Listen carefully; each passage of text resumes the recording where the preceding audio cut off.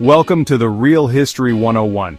Today, we're diving into one of the most controversial and thought-provoking philosophical ideas, nihilism. What does it mean to believe in nothing? Who were the thinkers that developed this philosophy?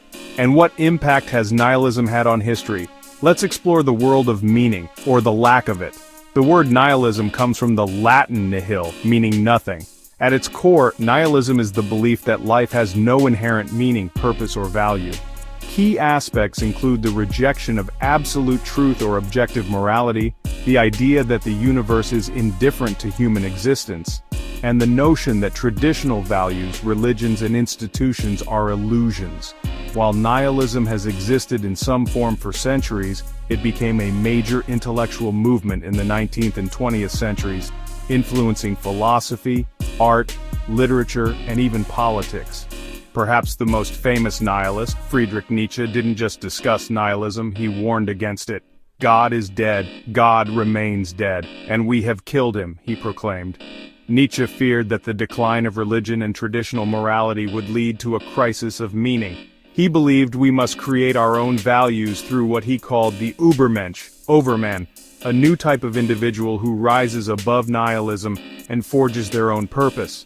While Nietzsche embraced the death of old values, Søren Kierkegaard, a Danish philosopher, saw nihilism as a dangerous trap. He believed that without faith, humans would fall into despair, a concept he called the leap of faith. The greatest hazard of all, losing oneself, can occur very quietly in the world, as if it were nothing at all, Kierkegaard argued. He believed faith, not in religion but in personal meaning, was the only escape from nihilism's emptiness.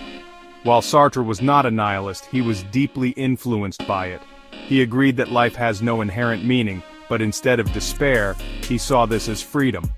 Man is condemned to be free, because once thrown into the world, he is responsible for everything he does. For Sartre, since there is no preordained purpose, we must create our own meaning through our actions. Camus took nihilism a step further and introduced the concept of the absurd. If life has no meaning, we have two choices: despair or rebellion. The struggle itself towards the heights is enough to fill a man's heart. One must imagine Sisyphus happy, he said.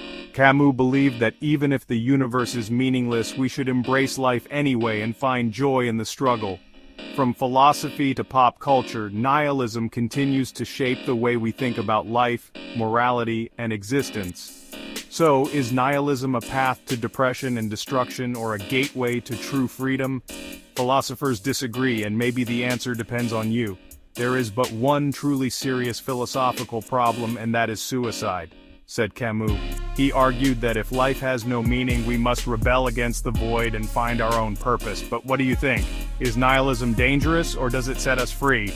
That's the paradox of nihilism. It can be destructive or empowering. It all depends on what you do with it. Let us know in the comments, do you think nihilism is liberating or a path to despair? Like and subscribe for more philosophy.